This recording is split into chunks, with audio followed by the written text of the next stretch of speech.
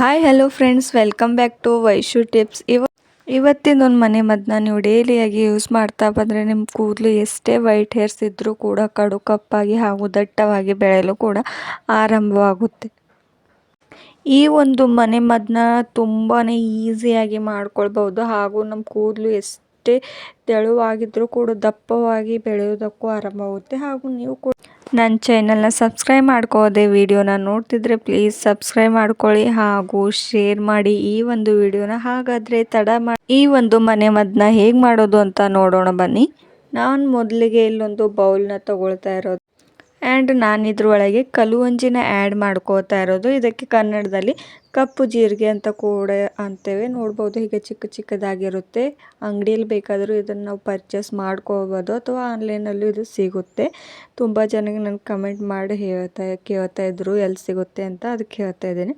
ಆಮೇಲೆ ನಾನಿಲ್ಲಿ ಮೆಂತ್ಯ ಕಾಳನ್ನ ಯೂಸ್ ಮಾಡ್ಕೋತಾ ಇದ್ದೀನಿ. ಮೆಂತ್ಯ ಕಾಳಿನಿಂದ ಕೂಡ ನಮ್ಮ ಕೂದಲು ಶೈನಿಯಾಗಿ ಹಾಗೂ ದಪ್ಪವಾಗಿ ಬೆಳೆಯಲು ಕೂಡ ಯೂಸ್ ಆಗುತ್ತೆ. ಆದ ಕಾರಣ ನಾನು ಮೆಂತ್ಯ ಕಾಳನ್ನ ಯೂಸ್ ಮಾಡ್ಕೋತಾ ಇರೋದು. ಆಮೇಲೆ ನಾನು ಸಾಸಿವೆನ ಯೂಸ್ ಮಾಡ್ಕೋತಾ ಇರೋದು. ಸಾಸಿವೆಯಿಂದ ನಮ್ಮ ಕೂದಲು ಎಷ್ಟೇ ವೈಟ್ ಹೇರ್ಸ್ ಇದ್ದರೂ ಕೂಡ ಅದರಿಂದ ಬ್ಲ್ಯಾಕ್ ಆಗುತ್ತೆ. ಮೊದಲಿಂದನೇ ವೈಟ್ ಹೇರ್ಸ್ ಇದ್ದರೂ ಕೂಡ ಕಡಿಮೆ ಆಗುತ್ತೆ. ಈ 3 ಇಂಗ್ರೀಡಿಯೆಂಟ್ಸ್ ತಗೊಳ್ಳ ನಂತರ ಫ್ರೆಶ್ ಆಗಿರೋ ಕರಿಬೇವನ್ನ ತೊಗೊಳ್ತಾ ಇರೋದು. ನೋಡ್ಬೋದು, ನಾನು ಕರಿಬೇವನ್ನ ತೊಳ್ಕೊಂಡು ತೊಗೊಳ್ತಾ ಇರೋದು. ಯಾಕಂದರೆ ಎಲ್ಲ ಡಸ್ಟ್ ಕೂಡ ಎಲೆ ಮೇಲೆ ಕೂಡುತ್ತಲ್ವ, ಆದ ಕಾರಣ ನೀವು ಕೂಡ ಕರಿಬೇವನ್ನ ತೊಳೆದು ತೊಗೊಳ್ಳಿ. ಹಾಗೂ ನಾನು ಈ 3 ಇಂಗ್ರೀಡಿಯೆಂಟ್ಸ್ನ ಮಿಕ್ಸಿ ಒಳಗೆ ಹಾಕೋತಾ ಇರೋದು. ಕಲವಂಜಿ ಆ್ಯಂಡ್ ಮೆಂತ್ಯಕಾಳು ಮತ್ತು ಸಾಸಿವೆನ. ಆಮೇಲೆ ನಾನು ಕರಿಬೇವನ್ನ ತೊಗೊಳ್ತಾ ಇರೋದು. ಕರಿಬೇವು ಕೂಡ ನಾನು ಮಿಕ್ಸಿ ಜಾರಿಗೆ ಹಾಕೋತಾ ಇರೋದು. ನೋಡ್ಬೋದು, ನಾನಿಲ್ಲಿ ಕರಿಬೇವನ್ನ ಸ್ವಲ್ಪ ಜಾಸ್ತಿನೇ ತೊಗೊಳ್ತಾ ಇರೋದು. ಅದರಿಂದ ತುಂಬಾ ಬೆನಿಫಿಟ್ಸ್ ಇದೆ ಅಂತ ನೋಡ್ಬೋದು. ಇದು ಹಾಕೊಂಡ ನಂತರ ನಾನೀಗ ಮಿಕ್ಸಿನ ಮಾಡ್ಕೊಂಡು ತೋರಿಸ್ತೇನೆ. ನೋಡ್ಬೋದು ಹೇಗೆ ಚೆನ್ನಾಗಾಗಿದೆ ಅಂತ ಪೌಡರಾಗಿ.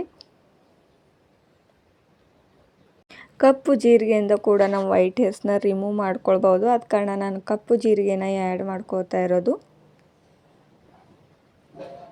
ಆಮೇಲೆ ನಾನು ಇಲ್ಲೊಂದು ಕಡಾಯಿನ ತೊಗೋತಾ ಇರೋದು. ಮಿಕ್ಸಿಗೆ ಹಾಕ್ಕೊಂಡಿದ್ರಲ್ಲ ಎಲ್ಲವೂ ಕೂಡ ಇದರೊಳಗೆ ಹಾಕ್ಕೊಂಡು ಹೀಗೆ ಹುರಿದ್ಕೊಳ್ಳಿ ಸ್ವಲ್ಪ ಹೊತ್ತು. ಮಿಕ್ಸಿಗೆ ಹಾಕ್ಕೊಂಡಿರುವಂಥ ಎಲ್ಲ ಪೌಡರ್ ಕೂಡ ಇದರೊಳಗೆ ಚೆನ್ನಾಗಿ ತಕ್ಕೊಂಡು ಹಾಕ್ಕೊಳ್ಳಿ. ನೋಡ್ಬೋದು ತೆಳಗೆಲ್ಲ ಮೆತ್ಕೊಂಡಿರುತ್ತೆ ಅಂತ. ಹಾಕೊಂಡಾದಮೇಲೆ ಈ ಒಂದು ಪೌಡರ್ ಬ್ಲ್ಯಾಕ್ ಆಗೋವರೆಗೂ ಹುರ್ಕೊಳ್ಬೇಕು. ಗ್ಯಾಸ್ನ ಲೋ ಫ್ಲೇಮಲ್ಲಿ ಇಟ್ಕೊಂಡು ಹುರ್ಕೊಳ್ಳಿ. ನಾನಿಲ್ಲಿ ಕರಿಬೇವು ಸೊಪ್ಪನ್ನ ಸ್ವಲ್ಪ ಜಾಸ್ತಿ ಪ್ರಮಾಣದಲ್ಲೇ ತೊಗೊಂಡಿರೋದು. ಯಾಕಂದರೆ ಅದರಲ್ಲಿರುವ ಪ್ರೀಮೆಚೂರ್ ಗ್ರೇ ಹೇರ್ ಆಗೋದನ್ನು ಕೂಡ ಇದರಿಂದ ತಡೆಗಟ್ಟಬಹುದು. ಹಾಗೂ ಇದರಲ್ಲಿ ಆ್ಯಂಟಿ ಆಕ್ಸೈಡ್ ಇರುತ್ತೆ ಹಾಗೂ ಮಿನರಲ್ ಇರುತ್ತೆ. ಆದ ಕಾರಣ ನಾನು ಕರಿಬೇವನ್ನ ಸ್ವಲ್ಪ ಜಾಸ್ತಿ ಪ್ರಮಾಣದಲ್ಲಿ ಯೂಸ್ ಮಾಡ್ಕೋತಾ ಇರೋದು. ನೋಡ್ಬೋದು ಎಷ್ಟು ಹಸಿರಾಗಿ ಗರಿ ಗರಿಯಾಗಿ ಕೂಡ ಇದು ಇರೋದಂತ. ಇದು ಬ್ಲ್ಯಾಕ್ ಆಗೋವರೆಗೂ ಒಂದು 5-10 ಮಿನಿಟ್ಸ್ವರೆಗೂ ಇದು ಚೆನ್ನಾಗಿ ಹುರಿದುಕೊಳ್ಬೇಕು. ನೋಡ್ಬೋದು ಸ್ವಲ್ಪನೇ ಕಲರ್ ಕೂಡ ಚೇಂಜ್ ಆಗ್ತಾ ಇರೋದು ಅಂತ. ನಾವು ಗ್ಯಾಸ್ನ ಹೈ ಫ್ಲೇಮಲ್ಲಿ ಇಟ್ಕೊಂಡ್ರೆ ಹೋಗ್ಬಿಡುತ್ತೆ. ಆದ ಕಾರಣ ನಾನು ಲೋ ಫ್ಲೇಮಲ್ಲಿ ಇಟ್ಕೊಂಡು ನೋಡ್ಬೋದು ಚೆನ್ನಾಗಿ ಹುರಿದ್ಕೋತಾ ಇರ್ತೀನಿ ಅಂತ.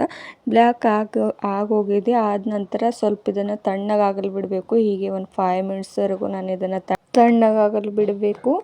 ಆದ ನಂತರ ನಾನು ಮೊದಲೇ ಮಿಕ್ಸಿ ಜಾರಿಗೆ ಹಾಕ್ಕೊಂಡಿದ್ನಲ್ವ, ಅದೇ ಮಿಕ್ಸಿ ಜಾರಿಗೆ ಈ ಒಂದು ಪೌಡರ್ನ ಮತ್ತೊಂದು ಸಲ ಗ್ರೈಂಡ್ನ ಮಾಡ್ಕೋತಾ ಇರೋದು. ಮಿಕ್ಸರ್ನ ಮಾಡ್ಕೊಳ್ಳಿ. ನೋಡ್ಬೋದು ಎಷ್ಟು ಚೆನ್ನಾಗಿ ಪೌಡರ್ ಆಗಿಬಿಟ್ಟಿದೆ ಅಂತ. ಈ ಒಂದು ಪೌಡರ್ನಿಂದ ನಮ್ಮದು ವೈಟ್ ಹೇರ್ಸ್ ಪರ್ಮನೆಂಟ್ ಆಗಿ ತಡೆಗಟ್ಟಬಹುದು.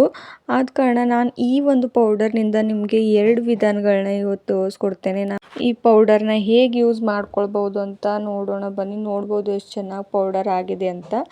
ಈಸಿಯಾಗಿ ಮನೆಯಲ್ಲೇ ಸಿಗುವಂಥ ಇಂಗ್ರೀಡಿಯೆಂಟ್ಸ್ನ ಈ ಪೌಡರ್ನ ಮಾಡ್ಕೊಂಡಿರೋದು. ನೋಡ್ಬೋದು ಈ ಒಂದು ಖಾಲಿ ಡಬ್ಬಿಯೊಳಗೆ ಹೀಗೆ ಪೌಡರ್ನ ಸ್ಟೋರ್ ಮಾಡಿ ಇಟ್ಕೊಳ್ಬೋದು ಎಷ್ಟು ಡೇಸ್ ಬೇಕಾದರೂ. ಆವಾಗ ನಮಗೆ ಯಾವಾಗ ಬೇಕೋ ಕೂಡ ನಾವು ಯೂಸ್ ಮಾಡ್ಕೊಳ್ಬೋದು. ನಾನು ಸ್ವಲ್ಪ ಜಾಸ್ತಿನೇ ಮಾಡಿದ್ದೆ ಅಂತ ಹೀಗೆ ಡಬ್ಬಿ ಒಳಗೆ ತೆಗೆದಿಟ್ಕೊಳ್ತಾ ಇರೋದು. ನಾನಿಲ್ಲಿ 150 ಗ್ರಾಮ್ ಆಗುವಷ್ಟು ಕೊಬ್ಬರಿ ಎಣ್ಣೆನ ತೊಗೊಳ್ತಾ ಇರೋದು. ಕೊಬ್ಬರಿ ಎಣ್ಣೆ ನಮ್ಮ ತಲೆಗೆ ಯೂಸ್ ಮಾಡಿಕೊಳ್ಳೋದಕ್ಕೆ ತುಂಬಾ ಚೆನ್ನಾಗಿರುತ್ತೆ ಅಂತ ನಾನು ಯಾವಾಗಲೂ ಕೊಬ್ಬರಿ ಎಣ್ಣೆನೇ ಯೂಸ್ ಮಾಡ್ಕೋತೀನಿ. ನೋಡ್ಬೋದು ಅದೇ ಒಂದು ಕಡಾಯಿನ ತೊಗೊಂಡು ಈ ಒಂದು ಕೊಬ್ಬರಿ ಎಣ್ಣೆನ ಅದರೊಳಗೆ ಆ್ಯಡ್ ಮಾಡ್ಕೋತಾ ಇರೋದು ಅಂತ. 150 ಗ್ರಾಮ್ ಅಷ್ಟೇ ತೊಗೋತಾ ಇರೋದು. ನೀವು ಬೇಕಾದರೆ ಜಾಸ್ತಿ ಕೂಡ ಯೂಸ್ ಮಾಡ್ಕೊಳ್ಬೋದು. ನಾನು ಸ್ವಲ್ಪ ದಿನ ಮಟ್ಟಿಗೆ ಇದು ಕೊಬ್ಬರಿ ಎಣ್ಣೆ ಅಪ್ಲೈ ಮಾಡ್ಕೊಳ್ಳೋದಾಗುತ್ತೆ ಅಂತ ಸ್ವಲ್ಪನೇ ತೊಗೋತಾ ಇರೋದು. ಕೊಬ್ಬರಿ ಎಣ್ಣೆನ ತಗೊಂಡ ನಂತರ ಇದಕ್ಕೆ ಒಂದು 5-10 ಮಿನಿಟ್ಸ್ವರೆಗೂ ಬಿಸಿ ಆಗಲು ಬಿಡಬೇಕು. ಸ್ವಲ್ಪ ಬಿಸಿ ಆದ ನಂತರ ನಾನು ಇದನ್ನು ಏನು ಮಾಡ್ಕೊಂಡು ಇಟ್ಟುಕೊಂಡಿದ್ನಲ್ವ ಪೌಡರ್ನ ಅದನ್ನು ಇದರೊಳಗೆ ಆ್ಯಡ್ ಮಾಡ್ಕೋತೇನೆ.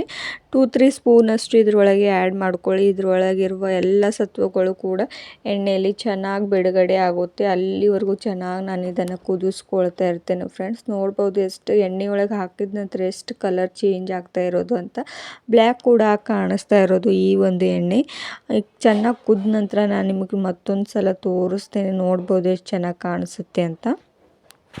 ಈ ಒಂದು ಪೌಡರ್ನ ಎಣ್ಣೆ ಒಳಗಡೆ ಹಾಕ್ಕೊಂಡಿದ ನಂತರ ನಾನು ಇದರೊಳಗೆ 1 ಸ್ಪೂನಷ್ಟು ಆಮ್ಲ ಪೌಡರ್ನ ಕೂಡ ಯೂಸ್ ಮಾಡ್ಕೋತಾ ಇರೋದು. ಅದು ಕೂಡ ನಮ್ಮ ಹೇರ್ ಫಾಲ್ ಆಗೋದು ಕೂಡ ಕಂಟ್ರೋಲ್ ಆಗುತ್ತೆ. ಹಾಗೂ ನಮ್ಮ ತಲೆಯಲ್ಲಿ ಎಷ್ಟೇ ಡ್ಯಾಂಡ್ರಫ್ ಇದ್ದರೂ ಕೂಡ ಆಮ್ಲ ಪೌಡರ್ದಿಂದ ಕಡಿಮೆ ಆಗುತ್ತೆ ಅಂತ ನಾನು ಇಲ್ಲಿ ಆಮ್ಲ ಪೌಡರ್ನ ಹಾಕ್ಕೋತಾ ಇರೋದು. ನೀವು ಬೇಕಾದರೆ ಹಾಕ್ಕೊಳ್ಬೋದು ಅಥವಾ ಸ್ಕಿಪ್ ಕೂಡ ಮಾಡ್ಕೊಳ್ಬೋದು. ನಿಮ್ಮ ತಲೆಯಲ್ಲಿ ಯಾವುದೇ ಒಂದು ಡ್ಯಾಂಡ್ರಫ್ ಇಲ್ಲ ಅಂದರೆ ನೀವು ಸ್ಕಿಪ್ ಮಾಡ್ಕೊಳ್ಬೋದು ಅದನ್ನು.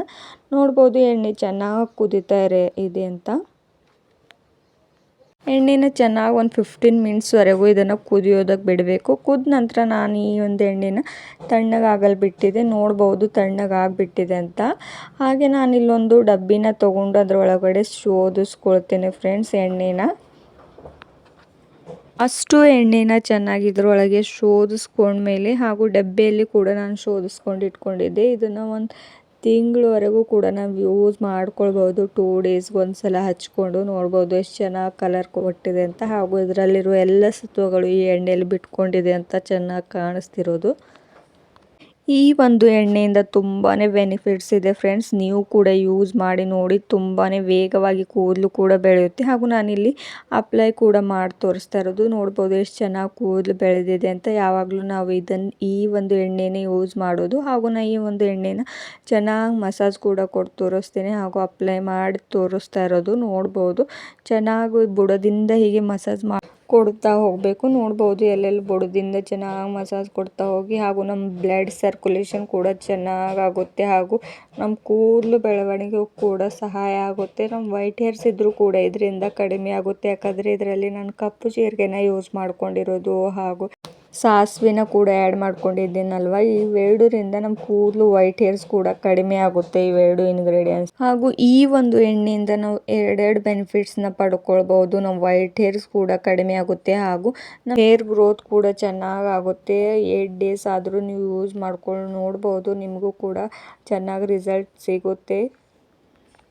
ಹೀಗೆ ಚೆನ್ನಾಗಿ ಮಸಾಜ್ ಕೊಡ್ತಾ ಬಂದರೆ ನಮ್ಮ ತಲೆಯಲ್ಲಿರುವ ಟೆನ್ಷನ್ ಕೂಡ ಕಡಿಮೆ ಆಗುತ್ತೆ. ಹಾಗೂ ಸ್ವಲ್ಪ ರಿಲೀಫ್ ಕೂಡ ಅನಿಸುತ್ತೆ. ನೋಡ್ಬೋದು ಹೀಗೆ ಚೆನ್ನಾಗಿ ಮಸಾಜ್ ಕೊಡ್ತಾ ಬನ್ನಿ ಬುಡದಿಂದ. ಹಾಗೂ ನಮ್ಮ ಕೂದಲು ಬುಡಕ್ಕೂ ಕೂಡ ಚೆನ್ನಾಗಿ ಎಣ್ಣೆನ ಹಚ್ಕೊಳ್ಬೇಕು. ಕೂದಲು ತುದಿ ಏನಿರುತ್ತೆ ಅಲ್ವಾ, ಅಲ್ಲಿ ಕೂಡ ಹೀಗೆ ಎಣ್ಣೆನ ಅಪ್ಲೈ ಮಾಡ್ಕೊಳ್ಬೇಕು ಫ್ರೆಂಡ್ಸ್. ಯಾಕಂದರೆ ಅಲ್ಲೂ ಕೂಡ ಕೂದಲು ಬೆಳವಣಿಗೆ ಸಹಾಯ ಆಗುತ್ತೆ ಅಲ್ವಾ. ಅಲ್ಲೂ ಕೂಡ ಸ್ವಲ್ಪ ಎಣ್ಣೆನ ಹಚ್ಕೊಂಡು ಅಪ್ಲೈ ಮಾಡ್ಕೊಳ್ಳಿ.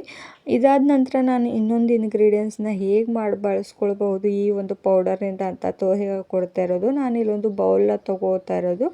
ಅದರೊಳಗಡೆ ಮೊದಲೇ ಮಾಡ್ಕೊಂಡಿರುವಂಥ ಈ ಒಂದು ಪೌಡರ್ನ 2 ಟೇಬಲ್ ಸ್ಪೂನಷ್ಟು ಆ್ಯಡ್ ಮಾಡ್ಕೋತಾ ಇರೋದು. ಹಾಗೂ ನಾನಿಲ್ಲಿ ಒಂದು ಶಾಂಪೂನ ಆ್ಯಡ್ ಮಾಡ್ಕೋತಾ ಇರೋದು. ನಿಮ್ಮ ಕೂದಲು ಎಷ್ಟು ಉದ್ದಿದೆಯೋ ಅಷ್ಟೇ ಶಾಂಪೂನ ನೀವು ಯೂಸ್ ಮಾಡ್ಕೋಬೋದು. ಅಥವಾ ಜಾಸ್ತಿ ಕೂಡ ಈ ಪೌಡರ್ ಕೂಡ ಯೂಸ್ ಮಾಡ್ಕೊಳ್ಬೋದು ನಿಮ್ಮ ಕೂದಲು ಪ್ರಮಾಣ ನೋಡಿಕೊಂಡು. ಶಾಂಪೂನ ಹಾಕೊಂಡ ನಂತರ ನಾನು ಇದರೊಳಗೆ ಸ್ವಲ್ಪನ ನೀರನ್ನ ಆ್ಯಡ್ ಮಾಡ್ಕೋತಾ ಇರೋದು. ನೋಡ್ಬೋದು ಹೀಗೆ ಚೆನ್ನಾಗಿ ಕಲಿಸ್ಕೊಳ್ಳಿ. ನೀವು ಬೇಕಾದರೆ 2 ಶಾಂಪೂ ಕೂಡ ಯೂಸ್ ಮಾಡ್ಕೊಳ್ಬೋದು. ಯಾವುದೇ ಬ್ರ್ಯಾಂಡ್ ಕೂಡ ಯೂಸ್ ಮಾಡ್ಕೊಳ್ಬೋದು. ನೋಡ್ಬೋದು ಎಷ್ಟು ಚೆನ್ನಾಗಿ ನೊರೆ ಕೂಡ ಬಿಡ್ತಾ ಇದೆ ಅಂತ. ನಾನು ನನ್ನ ಕೈಗೂ ಕೂಡ ಅಪ್ಲೈ ಮಾಡಿ ತೋರಿಸ್ತೇನೆ ಎಷ್ಟು ನೊರೆ ಬಿಡುತ್ತೆ ಅಂತ. ಈ ಒಂದು ಶಾಂಪೂನ ಯೂಸ್ ಮಾಡ್ತಾ ಕೂದಲು ಉದುರೋದು ಕೂಡ ನಿಲ್ಲುತ್ತೆ. ಇವತ್ತಿನ ಒಂದು ವಿಡಿಯೋ ನಿಮಗೆ ಇಷ್ಟವಾದರೆ ಲೈಕ್ ಆ್ಯಂಡ್ ಶೇರ್ ಮಾಡಿ ಹಾಗೂ ಸಬ್ಸ್ಕ್ರೈಬ್ ಮಾಡೋದನ್ನು ಮರಿಬೇಡಿ friends. Thank you for watching.